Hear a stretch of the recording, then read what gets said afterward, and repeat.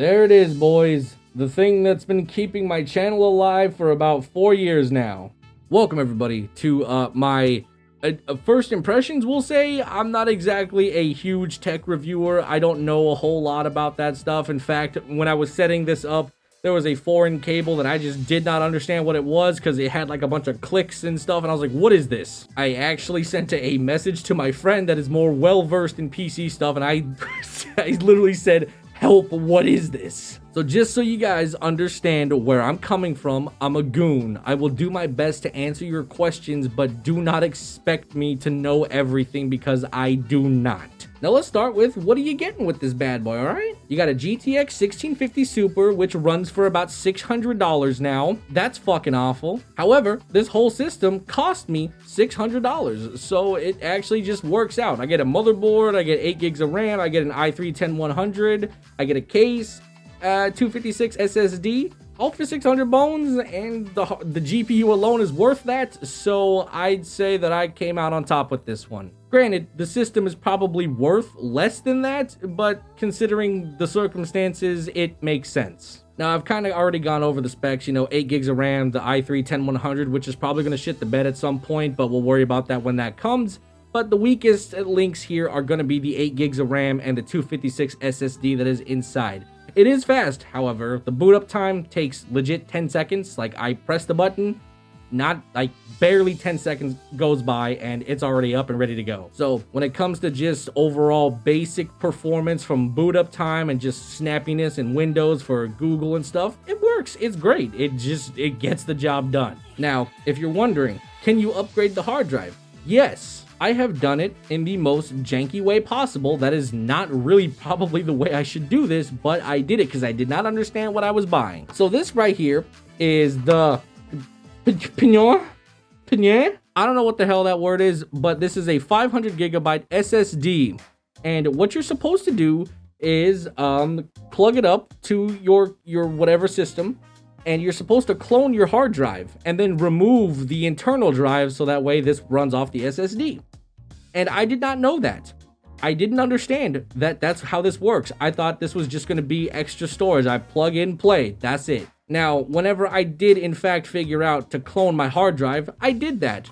And I still am not, I had no intention of removing the internal drive. No way, I'm not doing that. Fuck that. I just got this thing. I'm not about to break it trying to remove an SSD. I think not, sir. So I figured I just spent $50 on this thing for actually nothing. But then I got an idea. I opened that bad boy up and removed the 1 terabyte hard drive that was inside it and learned the USB to SATA cable here is compatible with it. So I just have a 1 terabyte hard drive hooked up to a USB port right here. I'm not fucking with you. Look at this, my guy. Look at this shit. This is literally open heart surgery right now. This is my life. So when it comes to expandable storage, yes, you can do it in my janky way if you want to, or you can internally upgrade it with SATA cables, of course. Not USB to SATA cable, just regular SATA cables for the motherboard. So make sure you buy those and not the USB one. Also, I did happen to put the actual SSD, this like brick thing here,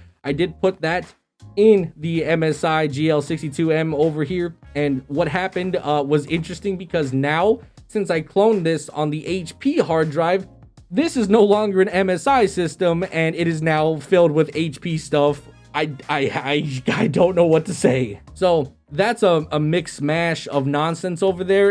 Is it fast? Yes, because it has a 500 gigabyte SSD on there.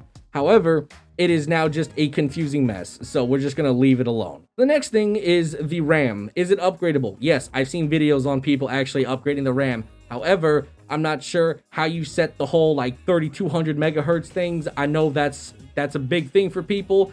I've seen people say things like, oh, you can't use certain programs or whatever to set the RAM to that. So I don't exactly know that situation. It's a bit spooky. I have no idea, but is it upgradable? Can you put in 16 gigs? Yes. However, with the megahertz situation, I don't know what that means. I don't know how to fix it. I don't know anything about it, so don't ask me. What I do know is performance. I've been using this for a bit now, playing a couple games. I tested it in Valheim. Pretty cool. Obviously not a benchmark game by any fucking degree, but I thought it was a good starting point since that's kind of a hot game right now. I know the hype has died down a little bit since the lack of content, but it is still a pretty good game and people are still playing it. So can this run Valheim?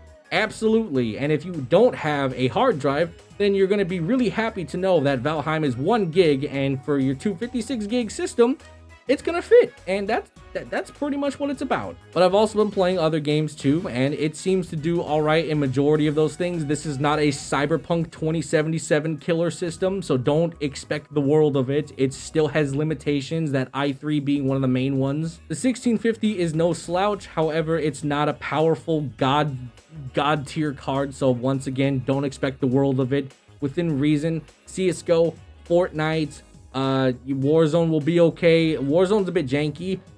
Personally, I wouldn't recommend playing it on super high, but can you play on like medium and get by? Yes. I think it does better more or less in Fortnite, as well as other smaller titles like Outward, Valheim, and stuff like that.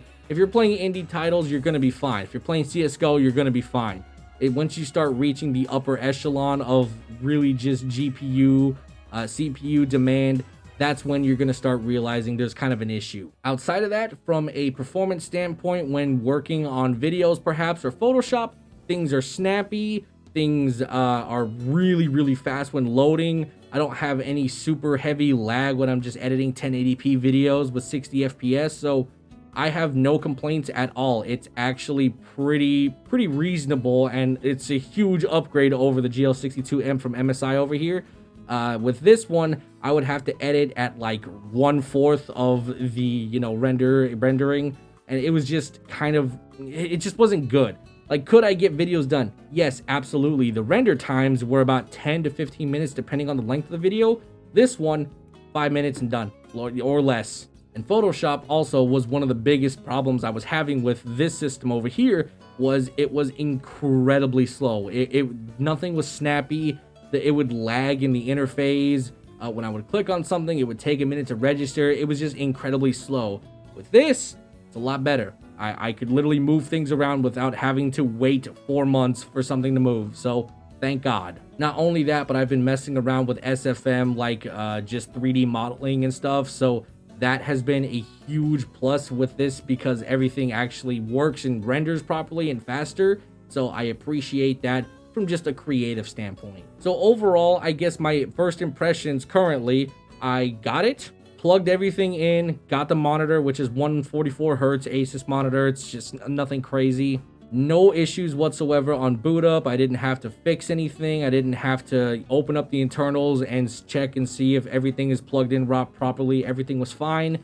I'm not saying that's going to happen to you, because I am well aware that UPS and USPS, they happen to really just kick around packages from time to time. So let's just be realistic and optimistic that they don't do that. But if something does happen, you always can return the system and get a refund or get another one sent back out. That is an option. And just remember, if something is loose or unplugged, it may not be the result of the manufacturer. It may be results of, just your carrier and whatnot. So just don't jump to the conclusion that HP fucked your shit up. I know they're kind of not the best thing out there, but I'm just saying, I've kind of got a little faith in them now that I actually have a physical system here that actually works. So I can't talk shit, because I haven't had a bad experience so far. But that is it. Hopefully you guys enjoyed the video. If you have any questions, I'll do my best to answer it.